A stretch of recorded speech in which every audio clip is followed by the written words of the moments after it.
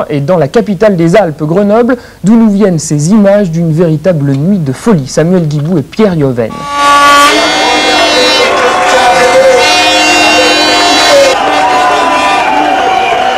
Corner, Djorkaeff. Oh là, le deuxième but de la tête, extraordinaire. Et c'est encore Zinedine Zidane, fabuleux Zinedine.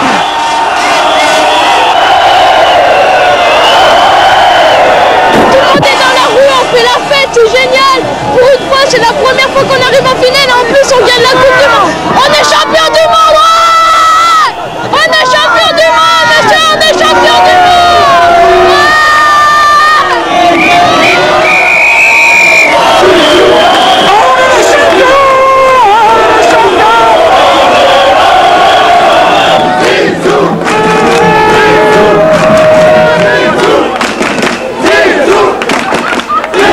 C'est grâce à tous les gens qui sont d'outre-mer, qui sont avec nous qu'on a gagné. Alors vive l'immigration! Félicitations, quoi, je veux dire, quant au modèle d'intégration joli et que ça continue, quoi, des jours comme ça. Je suis partant et on se doit, tous au même titre que moi, de continuer. Je continue la fête. Ciao!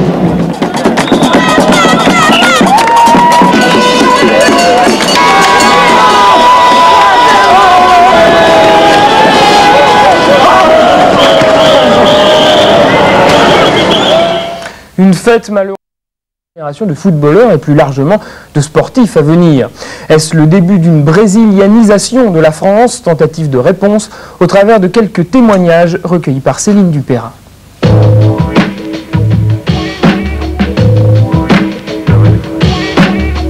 Est-ce que le fait que la France soit championne du monde, ça va changer quelque chose pour vous? Absolument rien.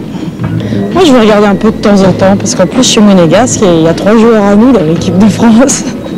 Oui, parce que ça nous a donné l'envie d'aller un peu plus loin. Oh, il y est. Oh, le but magnifique de la tête Zinedine Zidane. Zinedine Zidane. À ton avis, ça va changer quoi que la France soit championne du monde? Et ben déjà, il y a Jacques Chirac qui va être très content et en plus, ils sont déjà qualifiés pour la Coupe du Monde en Corée et je pense qu'ils vont encore gagner dans 4 ans. Et toi, qu'est-ce que tu veux faire quand tu seras grand? J'aimerais bien être footballeur. Depuis quand? Depuis que la France elle a gagné.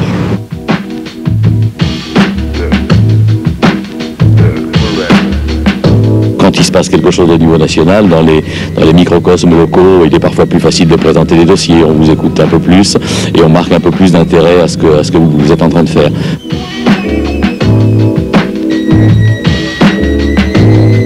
La France championne du monde, ça va changer quoi pour le Brésil? Je pense que ça va changer beaucoup. Je pense que le football brésilien a besoin d'une révolution, une grande révolution. Ça déçu tout le monde, quoi. Tout le Brésil est après le match, j'ai appelé le Brésil, tout le Brésil est déçu, quoi. Déçu pour le Brésil, tu comprends? Pas que c'est la France qui est champion. Moi, personnellement, je suis content, mais le Brésil, il n'a rien joué, quoi. Tu comprends? Complètement déçu, quoi. Mais bon, à 2002, alors... Et à quelques heures du coup d'envoi du match d'ouverture de la Coupe du Monde de football au Brésil, nous retrouvons Damien Borelli en direct du Rio Grenoble à Grenoble, un endroit festif tenu par le plus brésilien des Grenoblois, Damien, et il est à vos côtés. Bonsoir Daniel, vous entendez derrière moi Geração Capoeira, donc les capoeiristes grenoblois. Et à mes côtés, Jorginho Lima, vous l'avez présenté, le plus grenoblois des Brésiliens, natif de Santos, la ville de Pelé, ancien joueur du GF38. Jorginho, vous êtes aujourd'hui heureux puisque c'est le jour J. Dans 2h30, le coup d'envoi de cette Coupe du Monde au Brésil. Moi, je suis très heureux depuis par rapport à tout ce qui se passe au Brésil et ce jour. Et puis je sais que le Brésil va s'unir tous avec l'équipe du Brésil et puis ça va se calmer petit à petit. Tout ce qui se passe au Brésil, c'est aussi important de parler.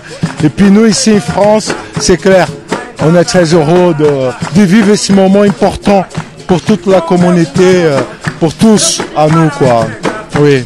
Alors Daniel, il faut rappeler que Jorginho a été joueur du GF38 dans les années 90.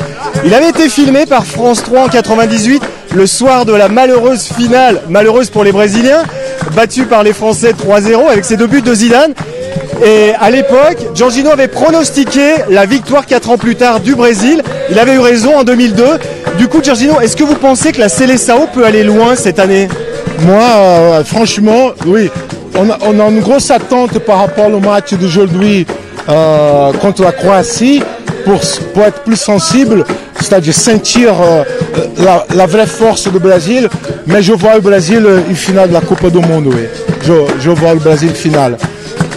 Et en plus, vous avez un cousin germain illustre, hein, qui n'est autre que Neymar Junior, l'avancement du FC Barcelone, qui est un petit peu la star d'aujourd'hui au Brésil, 22 ans. Il risque de beaucoup porter l'équipe.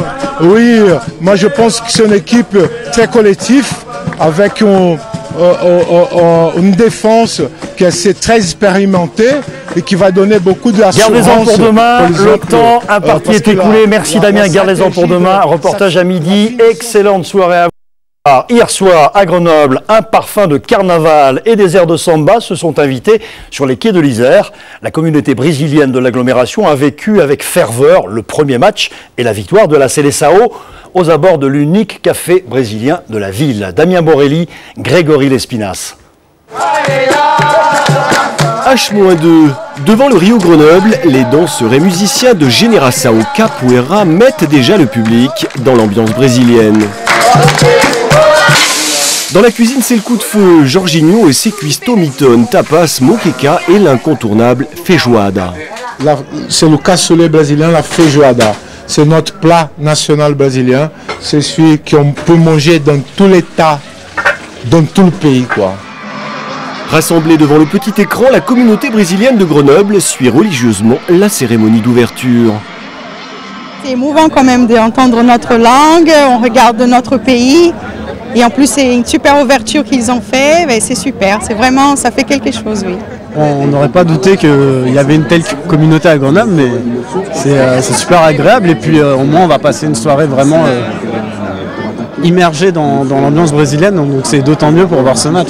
Allez, coup d'envoi de cette 22h, c'est parti à São Paulo. Les premières minutes du match sont tendues. La Seleção est un peu crispée face à de vaillants Croates et déjà Marcelo marque contre son camp.